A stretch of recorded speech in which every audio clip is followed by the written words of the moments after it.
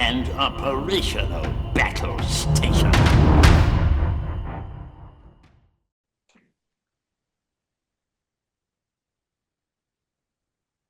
Good evening, Arctos audience. Welcome to this third episode of Leitstern, a new program presented to you by our Dutch team. Our Dutch team, to introduce, that is of course Hans Vogel, Sietse Bosman and myself, Alexander Wolfhezen, all longtime publicists on the Arctos network.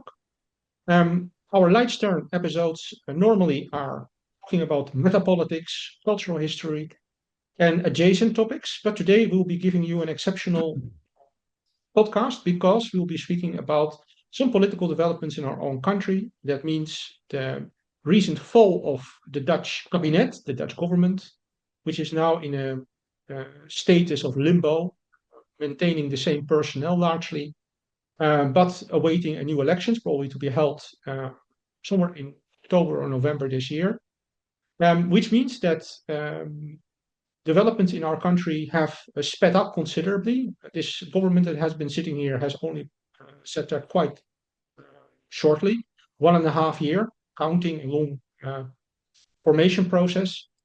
And I believe that this considerably small country still has some value as a diagnostic tool. So it's important to look at politics here to understand the development of politics in the West as a whole. In any case, we'll be offering our perspectives to you tonight. And let me first give the floor to our colleague, Hans Vogel. Hans, can you give your first impressions about political events in the Netherlands in the last week? Well, first of all, I was I was of course glad that the Schoof government fell, but on the other hand, it doesn't really mean something important because Schoof will go on as prime minister. He will be acting prime minister until the next election and until a new government has been formed, which is, I think, at least a year and a half away. So in that time, he will be almost like a dictator. He'll have full powers. And it's, I think, also good to know that Schoof was chief of one of the Dutch spy services for a long time. And he has deep connections, strong connections with Dutch spy services and colleagues across the NATO world. And it's good to remember that, or to keep in mind that Schoof is actually the deep state himself. He is the major representative of the deep state in the Netherlands, and he is can be compared to people like Putin himself, who was also with the Secret Service, and with Bush the First in America, who was also a member of the Secret, sort of a boss of the Secret Service. So it's a kind of a pattern, and I think that the previous Indonesian president was also the chief of the Secret Service for a long time. So there's a tendency in some countries to have chiefs of intelligence or spy services run the government. And I think when a country has that as a spy leader, as a sort of chief of the government, that sort of bodes rather ill for the country in question. And now Schoof will have unlimited power, which is not good. Doesn't bode very well. That's what I thought was my first thought. Well, of course, you're right in saying that he is the first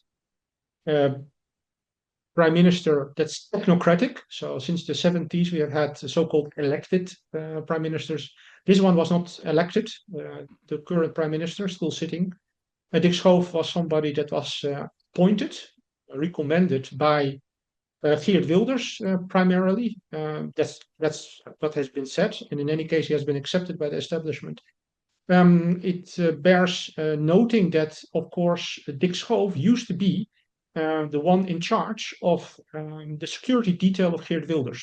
They know each other from the time that Geert Wilders was under government security protection for many years, actually since he has been running his party. So that's something to note. That said, let's ask Sietse. Sietse, what do you think about the fall of our Dutch cabinet and the developments that are awaiting us? Yeah, I think it's quite a particularly strange move because it's completely unnecessary. In fact, there was no real effort to frustrate the idea is that Wilders was elected on the curfew, the limitation of immigration, and the VVD and other parties were already moving towards the points of the PVV of Wilders' party to actually go to a more strict immigration party. So he was actually moving in the right direction, albeit slow, of course. But you have to understand, in Dutch politics, we have elected officials, but there's a layer below that of high-ranking government officials who basically sit there for life. So even if you would vote out the entire cabinet, the entire House of Senators, and kick them out, and you would install a completely right-wing government, it would still be frustrated by this machinery of unelected government officials.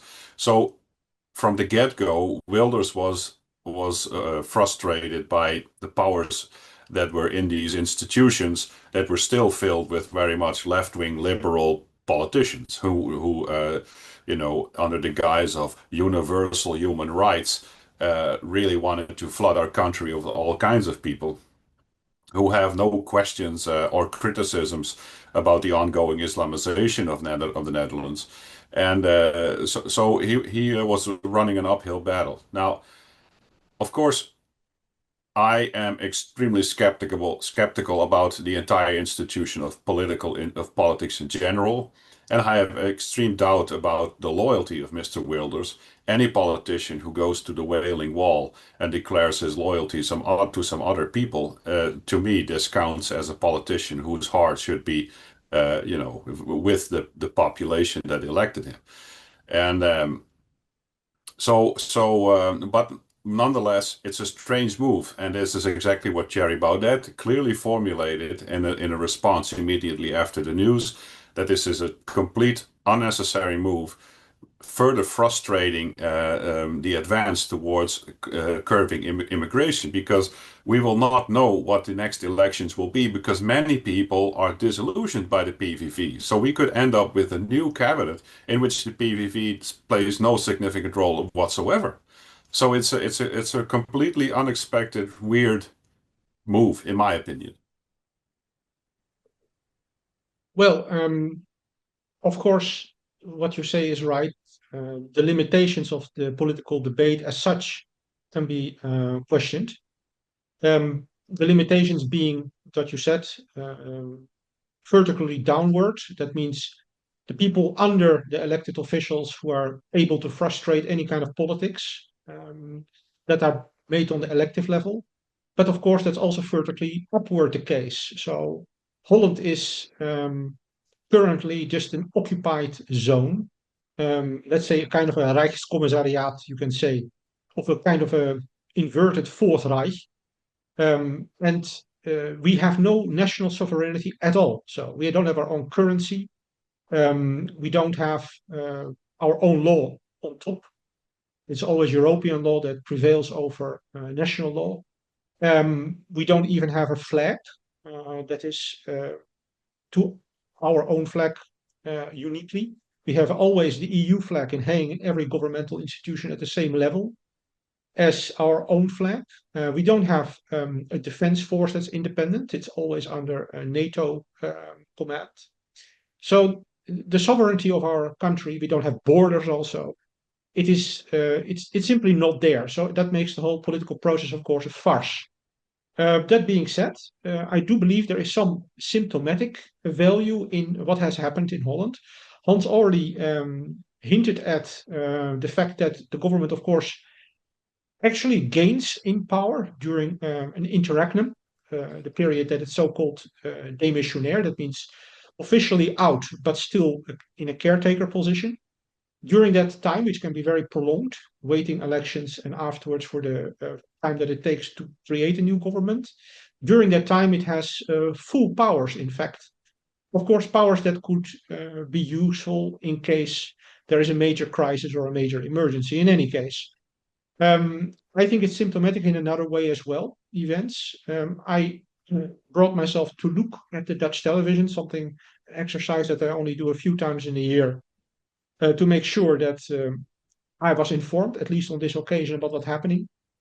And what I saw were was quite extraordinary. So the reaction to the fall of the cabinet, which of course was torpedoed by Geert Wilders, who put plug on the government by saying that he withdraws its support from his party's support from the government because of the failed immigration policy, because immigration has risen and not gone down in the time that he has been part of the government. So after that announcement by Geert Wilders, what I saw on television was quite extraordinary. There was a short statement by the prime minister who turned around and said he had other and more important things to do, namely talking to the king. And after that, there are 3 people that actually made comments. And these were the so-called coalition partners of Geert Wilders. 3 parties, other parties that still remain in support of the caretaker government, 2 of which are, we could call, new parties, and 1 an old system party. Already Sietse said that was the VVD, the old system party. And all 3 of these parties, their spokespeople, their leaders were women. So I call them the 3 witches. It was a little bit like the first opening scene of Macbeth, the 3 witches that are stepping into the fog, out of the fog and into the media spotlight, and each in their own ugly, stupid way, predicting the future that they see for themselves and for our country. This is quite extraordinary because all of these 3 women, not only is there any male authority lacking in any kind of Dutch political institution, but in this case, it got more perverted than that because, of course, the leader of the VVD party, a woman called Jesselkus, she is not even Dutch, although she has a Dutch nationality on paper, but that doesn't mean much in terms of nationality. And so she is pretending to speak for the country. That is the first. And she is doing so in an open-eyed, wild, aggressive form. She is one that has been trusted with government by Rutte, the former prime minister, who is, of course, now chief of the NATO alliance. She is trusted by Rutte, which says a lot, because, of course, Rutte is known as the Pinocchio of the Netherlands. So if he trusts somebody, you should have real doubts in what kind of person is being trusted. And the second woman, she was the battleship, I call her, of the BBB party. Of course, if you write BBB a little bit differently, you have 666, which is, of course, a familiar slogan in Holland. The D66 party is spelled in almost appropriately the same way. And this is an ad hoc party that has been engineered, I think, by globalists to diffuse agricultural protests in the country, which threatened to derail the entire political process. In any case, you can call this woman, Caroline, I don't know how she is called, van der Plas, Caroline van der Plas. She is the person that betrayed the Dutch farmers. And then the third person is a woman called Vroonhoven, and she is the interim leader, temporary leader of a party that is entirely new, called New Social Contract, of which the real leader has recently retired from politics, the only male that could have stood there, but who refused to be responsible for the downfall of his country, I guess. A serious man, perhaps a little bit autistic, but quite competent in his own way, Pieter Omtzigt. He was absent, and his replacement was a certain woman called Vroonhoven. And of course, she is the one that tries to take over the legacy of this NCS party, the New Social Contract Party. But of course, she is betraying the nation in the same way as all the others are doing. So these were the 3 witches that appeared on the stage. They had nothing to say, except that it would be business as usual, which is, of course, also an important statement. Nobody has learned anything from history. Nobody is willing to take on serious issues like threatened conflict with Russia, extreme immigration problems, country that is in fact economically and socially going downhill in a very rapid speed. None of these issues were being addressed. It was just about who can gain the most seats for the next elections. So that's just a first symptomatic impression that I had seeing the 3 witches, which of course also points to democracy, the rule of women, and democracy, the rule of emotion in our Dutch national politics. After that, so let me ask Hans to step in here and give some impression, some view as to what you expect to happen over the next, let's say, year till elections are there, and what do you expect will be the next development in Dutch politics? Well, thank you. I'll first go back, so mention or sort of tie into what Sietse said about the unelected officials under the elected officials in ministries and departments, etc., etc. And I remember having seen with a lot of enjoyment, watched a lot of enjoyment, the British series Yes Minister and Yes Prime Minister. And there's no better introduction to how politics actually functions as this quite humorous series, which is the best introduction for anybody who wants to learn about politics, and which beats any course of political science, so-called political science, by any university in the world. If you see this, if you've seen the series, the complete series, Yes Minister, Yes Prime Minister, you're knowledgeable about politics. That's how it works, and that's how it still works. And the second thing I would like to say is that the odd thing about Wilders resigning or Wilders blowing up the cabinet on last Tuesday is that what also has been said or hinted at in the website called Dissident One, which is a very militant website I like a lot, and which didn't mention the source of its information, but the source is of what I'm going to say is a leftist website called Stelling, kleintjemuurkant.nl, which is a website that comes out of the squatters movement in some big cities in the Netherlands, and which counted with the collaboration of very good journalists, respected journalists in their day, with the Groene, among others. And they knew, or they wrote on their website that everybody in the Netherlands reads, who is dealing with politics, but hardly mentioned. Nobody ever mentions it. The website. The website I think in the early 2000s, they said that Wilders, after he had founded his party, PVV party, went to the Israeli embassy in The Hague every week and stayed there for a long time and received envelopes, information, or whatever, money and orders from the Israeli embassy. And I think that the dependent relationship that Wilders has with the Israeli embassy, his wife is Jewish and from Hungary, and he has been living in Israel, I think, for half a year on a kibbutz. So he has deep ties, strong ties, personal ties with Israel. And you can regard him as a kind of the henchman of the Israelis in the Netherlands. So this means that Israel actually has been behind the present sort of government that stepped down, and will be behind the government because his relationship with Schoof also is very, as you hinted at, or you explained this, is very close. So the influence of Israel, which is also important in the face of what's happening in the Middle East right now, the Gaza cause, that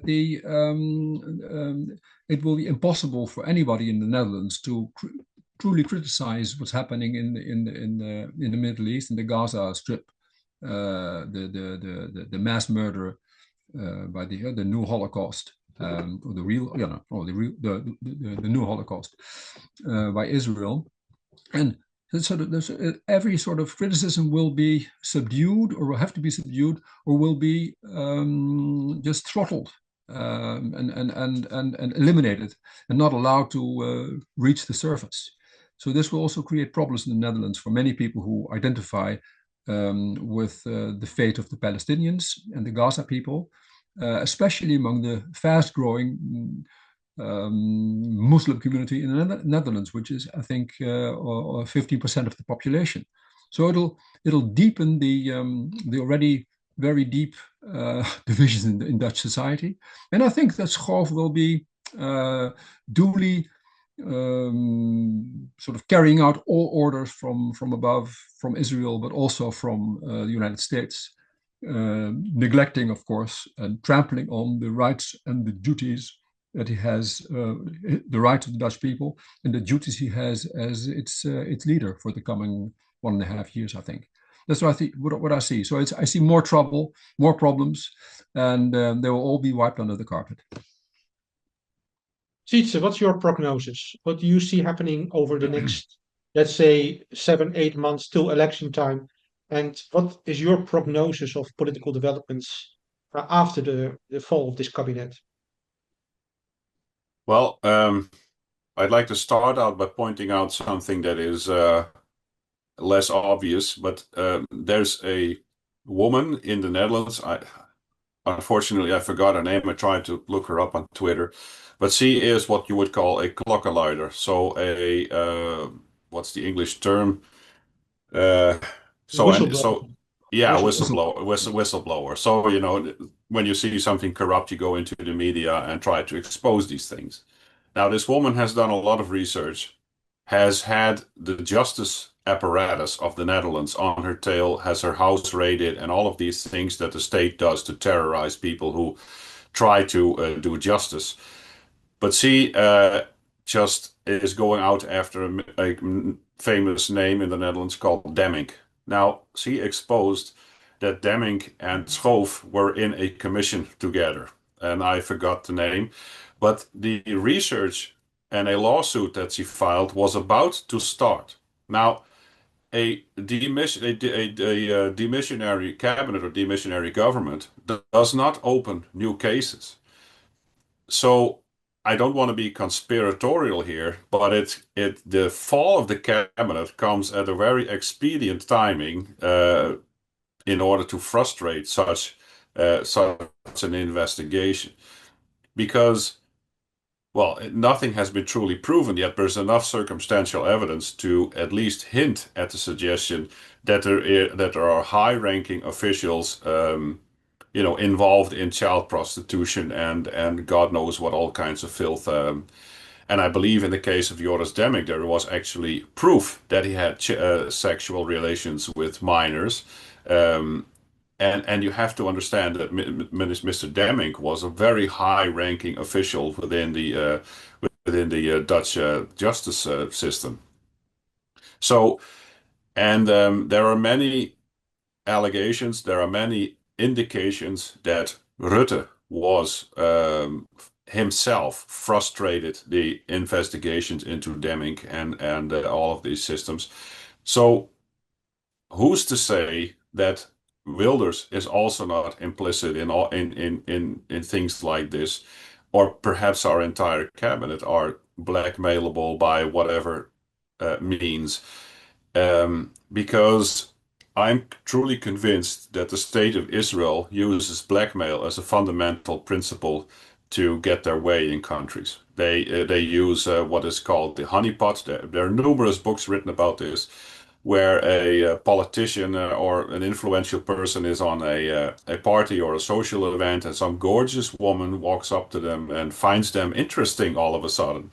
Now, if you look at the average appearance of the politician, they're not necessarily strong, virile, muscular, attractive men.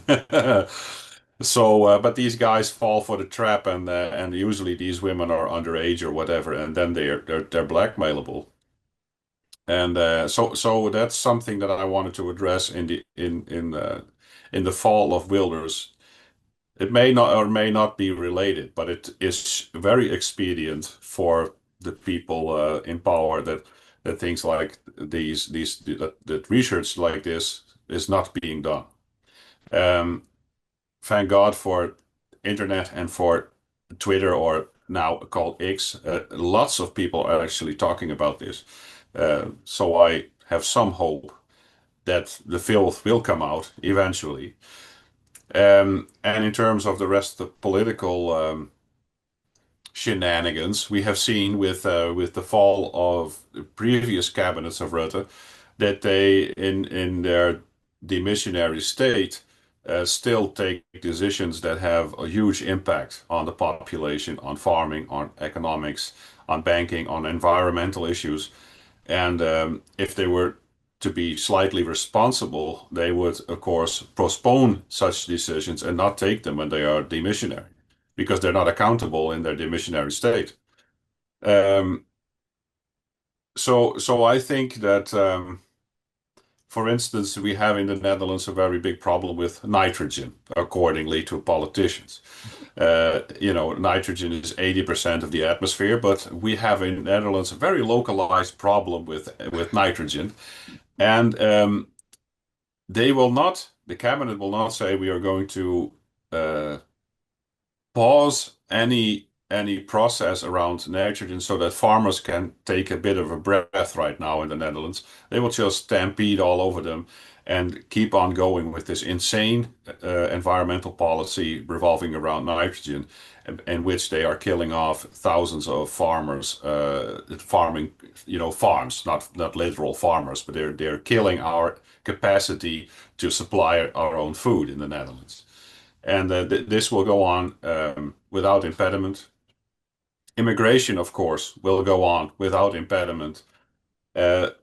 Security, because I'm reading the declaration of Dick Schoof right now, who made a statement right after the fall, and he says that there are crucial areas that are very important, or were basically the foundational principles or issues for this government, and they were certainty of existence, security, migration, and nitrogen. These were literally, so nitrogen was literally one of the 4 pillars on which this entire cabinet was formed.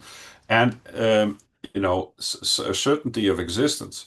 But certainty of existence of who? The Dutch government should be there for Dutch people. And Dutch people are an ethnic group.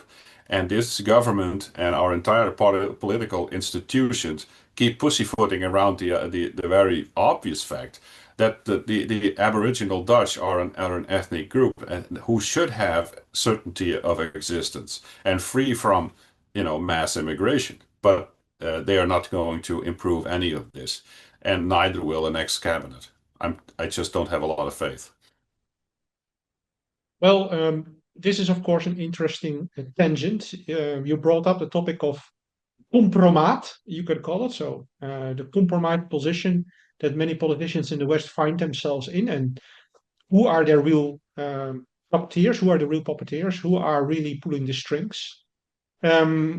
A similar affair has taken place to what you hinted at. A similar affair has taken place in Britain, where, of course, the Prime Minister now is involved in a scandal involving male prostitutes from the Ukraine and a fire attack on his property.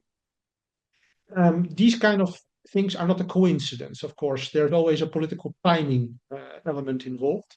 Yeah. And it hints to the true status of the people that are supposed to represent us in the West, people that are apparently vulnerable to blackmail or who are compromised in some way or another. So that's, of course, not something that should have come as a surprise. But I believe that the Dutch electoral process, the Dutch electoral is very specific and allows for, let's say, a very accurate description of the mood, not of the people that's supposed to vote, but the people that are really in power. They tend in Holland to let small parties get seats, by this indicating directions that they want to take, experiments that they want to do, and opinions that they want to have heard, want to be let heard in the public domain. So we were the first country in Europe, Holland, that had a real populist leader. He was, of course, immediately killed before he had the chance of becoming prime minister. We had the first, let's say, CIVNet nationalist, civilian nationalist party, the PVV of Wilders. A first Islamophobe forum in the public sphere, that was also the PVV. A first real alt-right party, which was, of course, the Forum of Democracy of Thierry Baudet. And we are also one of the first countries to have, ethnic minority party, DENK, which represents non-Western minority living in Holland. So this is quite interesting. The Dutch political system apparently has some diagnostic value. simply looking back, you can say that. In a similar way, the last elections brought into power the first technocratic government in Europe since a long time. What Hans pointed at, Hans Dick Schoof, the prime minister, he was not elected, and he comes from the security services. This is a first, a very long time that didn't happen in Western Europe. So this is indicative of some kind of strategic switch, I would say, from the side of the people that rule us.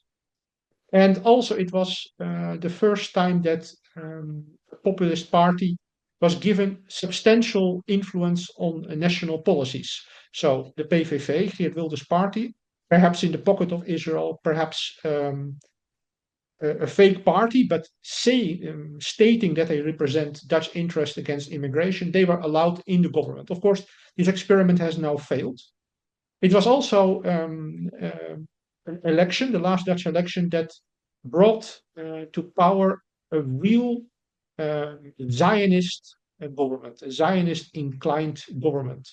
And this takes place at the same time as a process that I call Israelization, namely the build-up of a totalitarian security system and the repression of all rights except for a very tiny minority group that identifies itself with the past sins of Europe, that says we should rule the country because we are separated from European history. This elite, this globalist elite, is ruling Europe now.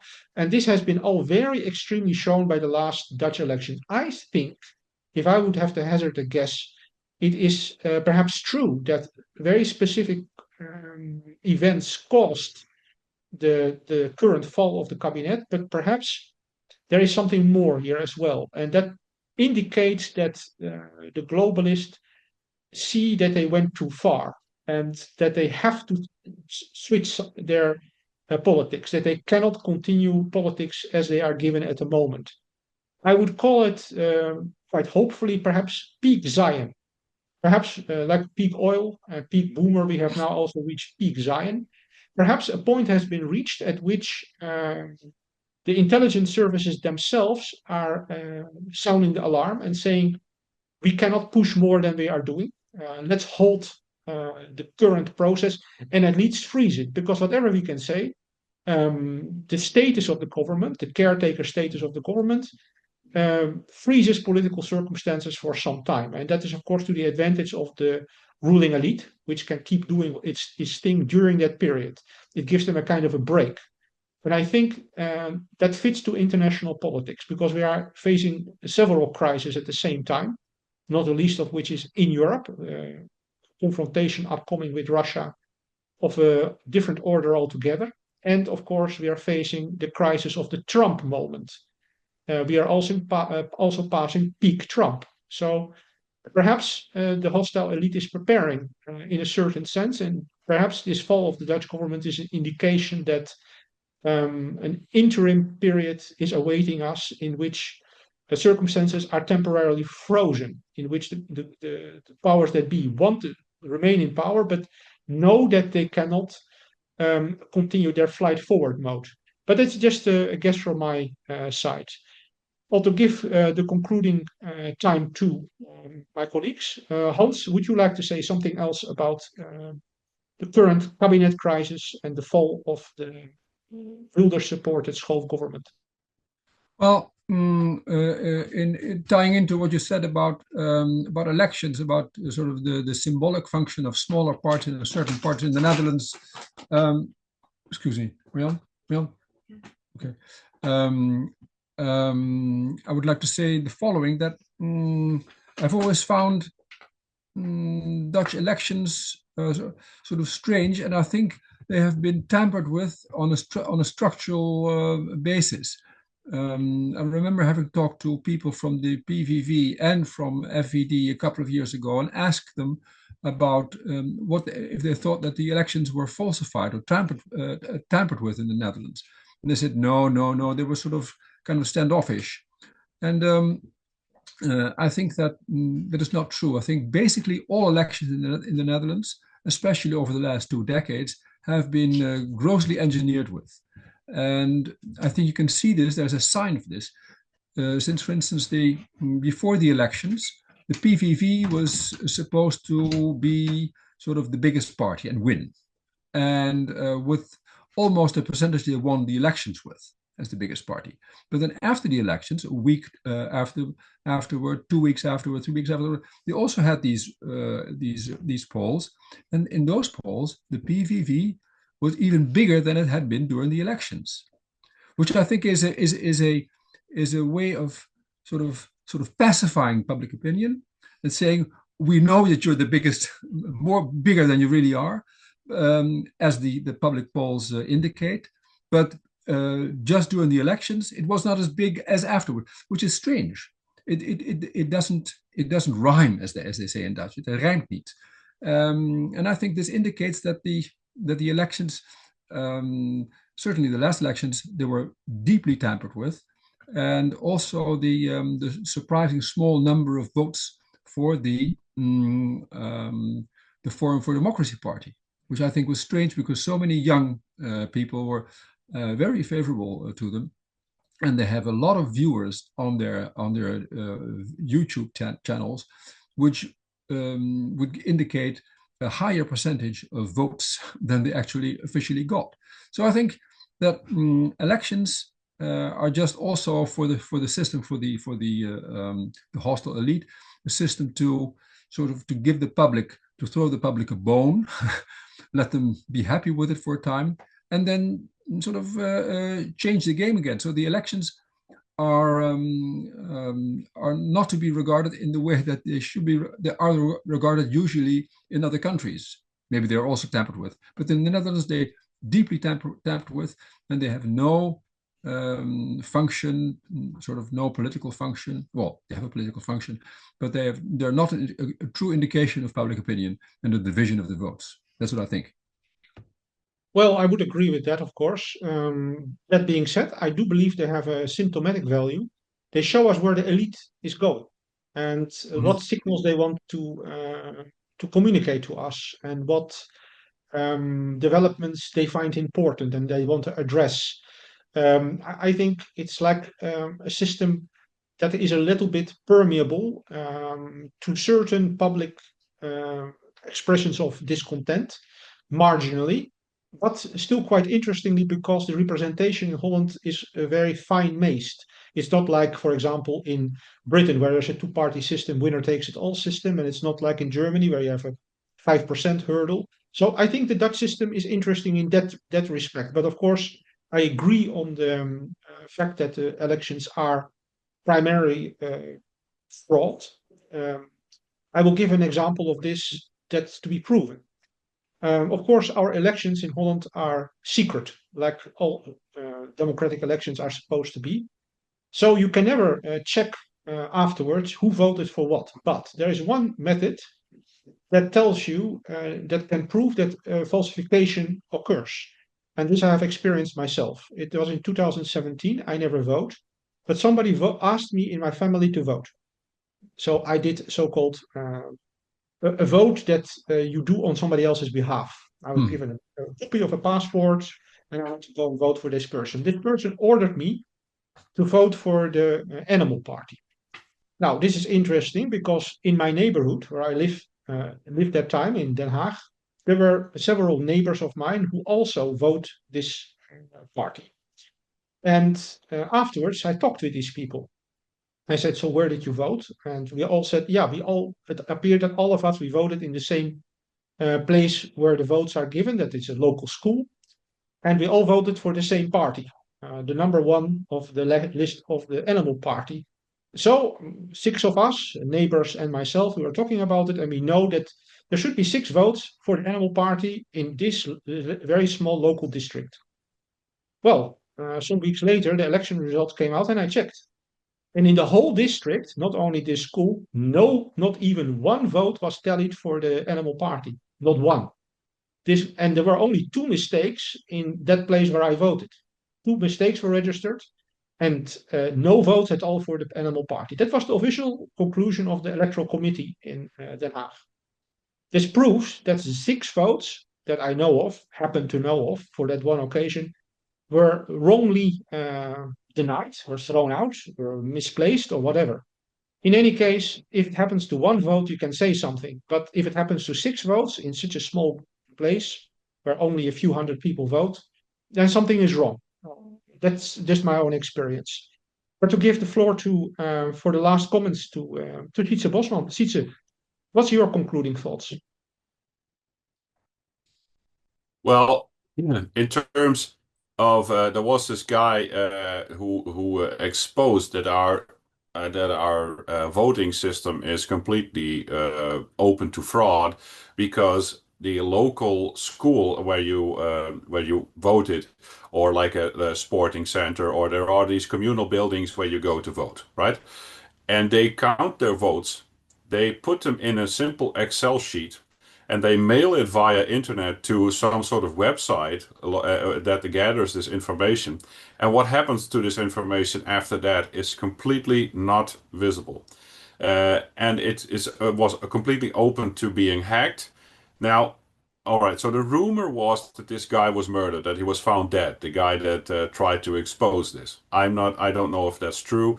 But the fact remains that our system of gathering the votes, even though we vote on paper, the totality of the votes that are done in such a local center are electronically shipped to some sort of central collection point, and the entire system is open to fraud and hacking and manipulation.